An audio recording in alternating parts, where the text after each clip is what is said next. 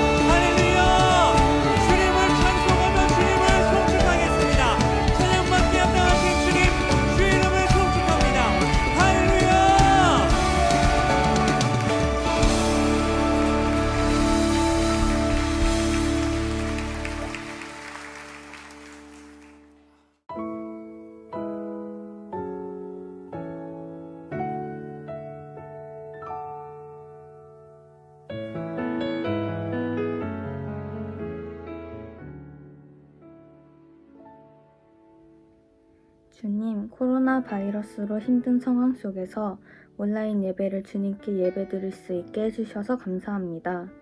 주님, 저희가 무더운 더위와 코로나 바이러스를 이겨낼 수 있게 해주시고 전도사님께서 말씀 전하실 때에 온라인 예배지만 집중해서 잘 듣고 한 주를 살아갈 때에 생각나게 해주세요.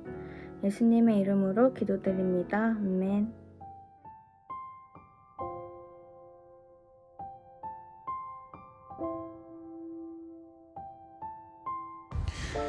이 백성은 내가 나를 위하여 지었나니 나를 찬송하게 하려 함이니라. 이사야 43장 21절 말씀. 아멘.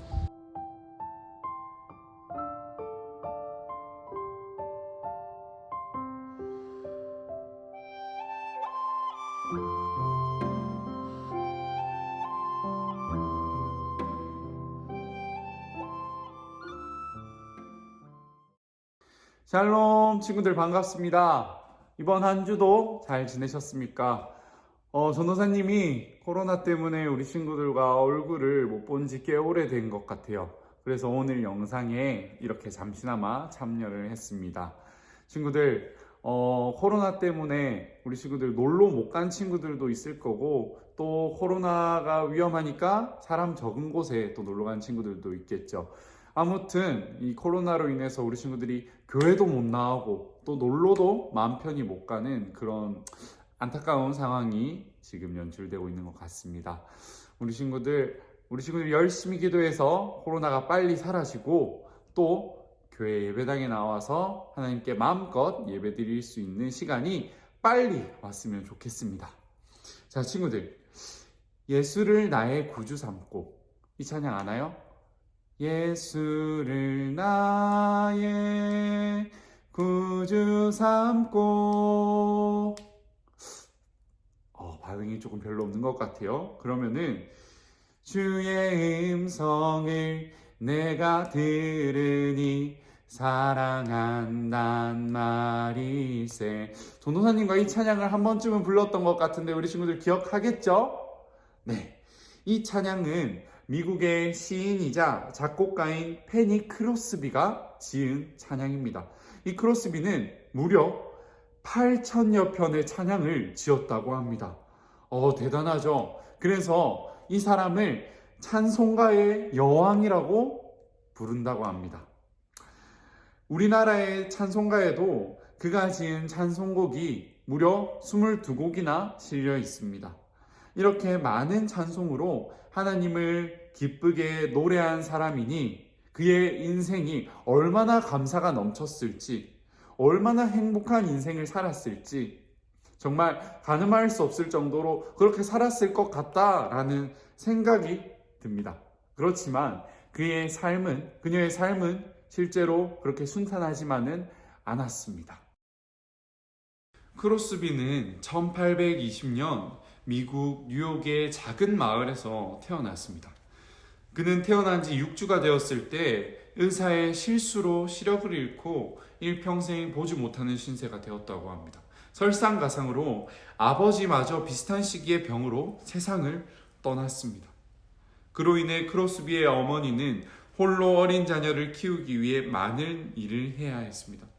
시력을 잃은 것도 모자라 아버지까지 잃고 가난과 싸워야만 했던 크로스비, 그의 인생은 너무나도 절망적이지요. 이런 상황에서 어떻게 하나님을 찬양할 수 있을까요? 하나님께 감사할 것도 기뻐할 것도 없어 보이는데 말입니다. 그 비밀은 바로 그가 어린 시절 할머니께 듣고 배운 하나님의 말씀에 있답니다. 어머니가 일하는 동안 크로스비는 할머니의 손에서 자랐습니다. 신실한 믿음을 지녔던 할머니는 손녀를 위해 날마다 기도하셨습니다.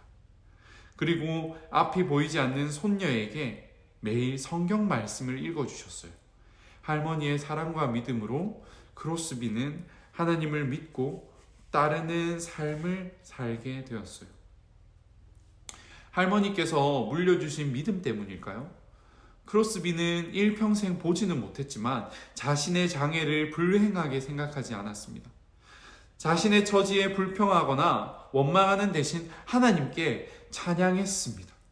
심지어 그는 만약 하나님께서 볼 수 있는 눈을 허락하신다고 하더라도 받지 않겠다고 말했습니다. 보지 못했기 때문에 하나님을 더욱 깊이 만나고 사랑할 수 있었다고 말할 만큼 그에게는 감사가 넘쳐났던 거죠. 그는 정말이지 기적과도 같은 삶을 살았던 것 같습니다. 누군가 그에게 많은 찬송시를 지을 수 있는 비결이 무엇인지 물었어요. 그렇게 묻자 크로스비는 이렇게 대답했다고 합니다. 제 머리에는 수백 편의 찬송이 떠오른답니다. 하나님께서 제게 새로운 삶의 목적을 주셨어요. 저는 이 세상에서 가장 행복한 피조물이랍니다.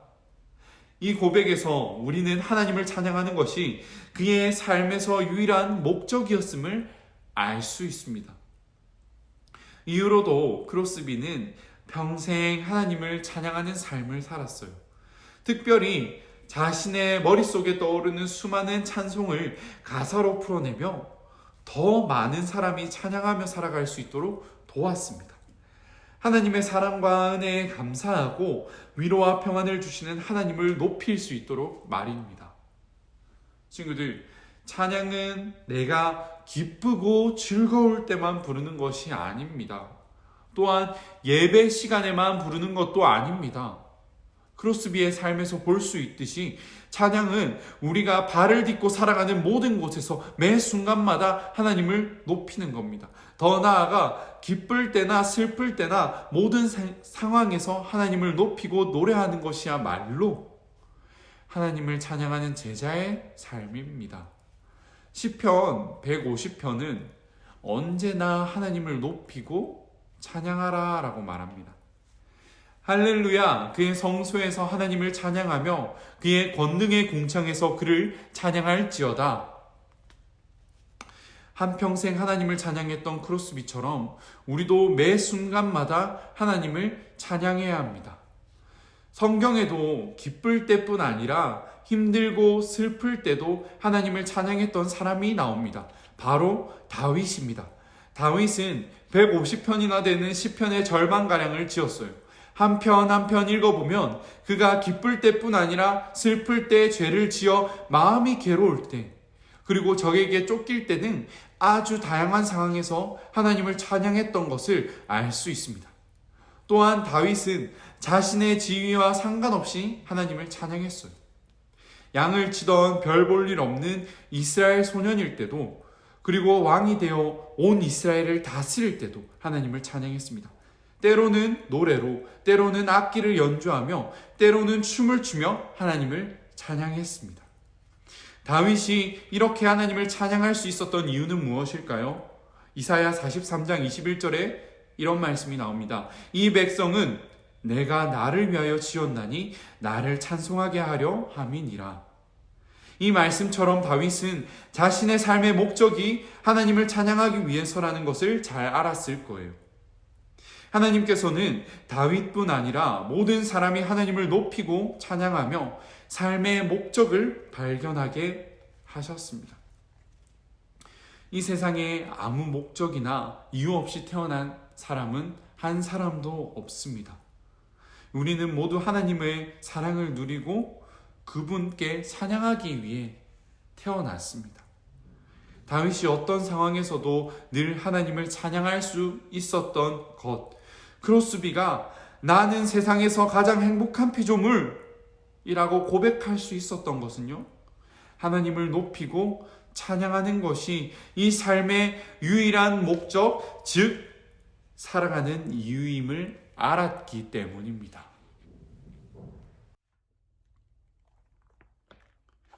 이처럼 하나님을 찬양하는 것은 우리 삶을 더욱 풍요롭게 합니다. 첫째, 우리는 찬양으로 하나님께 우리 마음을 표현할 수 있습니다. 하나님을 향한 사랑은 물론이고요, 하나님을 향한 우리의 고백도 찬양으로 표현할 수 있습니다. 그래서 찬양을 곡조가 있는 기도, 멜로디 속에 담긴 기도라고 부르기도 합니다. 둘째로는 우리는 찬양 안에서 하나님의 뜻을 느낄 수 있습니다. 어떻게요? 찬양의 가사에는 우리의 고백뿐만 아니라 하나님께서 우리를 향한 하나님의 마음도 나타나 있습니다. 하나님께서 우리에게 주시는 은혜와 사랑, 위로와 평안, 능력과 인도하심이 가득 담겨 있습니다. 그래서 우리는 찬양을 통해 하나님의 사랑과 위로를 느끼고 그분의 능력을 경험할 수 있습니다. 찬양은 우리를 위로할 뿐만 아니라 우리의 믿음을 더욱 든든하게 하고 때로는 우리를 변화시키기도 합니다. 마지막으로는요, 하나님께서는 찬양하는 우리의 마음을 주목하십니다. 우리 친구들이 입을 열어 또 마음속으로 찬양하고 하나님께 기도할 때에 하나님께서는 우리 친구들의 그 마음을 돌아보십니다. 우리가 하나님께 온 마음으로 찬양할 때 하나님께서는 그 찬양을 기쁘시게 받으십니다. 또 우리가 더 큰 기쁨과 감사를 누리게 하세요. 때로 우리가 상하고 마음 아플 때 찬양을 하나님께 드리잖아요. 하나님께서는 우리의 마음을 어루만지시고 위로하십니다. 사랑하는 친구들, 우리 모두 날마다 매 순간마다 하나님을 찬양하고 하나님만 바라보는 어린이가 될 수 있도록 우리 결단합시다. 우리를 지으신 하나님의 목적에 맞게 살아가는 어린이가 됩시다. 우리 친구들, 선생님과 함께 기도하겠습니다. 사랑의 하나님, 감사합니다. 오늘 이 예배를 통하여서 하나님, 우리 친구들이 지으신 하나님의 그 목적이 하나님을 찬양하게 하심을 주님, 저희가 다시 그 목적을 돌아보았습니다. 하나님, 이 오늘의 말씀이 우리 친구들의 각 심령에 심겨져서 우리 친구들이 하나님 뜻에 합당한 그런 삶을 살아가는 친구들이 될 수 있도록 주님, 우리 친구들을 붙잡아 주시옵시고 우리 친구들의 삶 가운데 찾아가 주셔서 그들과 함께 하시고 그들을 도우시고 그들을 하나님의 사랑으로 온전히 세워 주시옵소서. 감사드리며 살아계신 예수님의 이름으로 기도드립니다. 아멘. 하늘에 계신 우리 아버지, 아버지의 이름을 거룩하게 하시며 아버지의 나라가 오게 하시며 아버지의 뜻이 하늘에서와 같이 땅에서도 이루어지게 하소서. 오늘 우리에게 일용할 양식을 주시고 우리가 우리에게 잘못한 사람을 용서하여 준 것 같이 우리 죄를 용서하여 주시고 우리를 시험에 빠지지 않게 하시고 악에서 구하소서. 나라와 권능과 영광이 영원히 아버지의 것입니다. 아멘.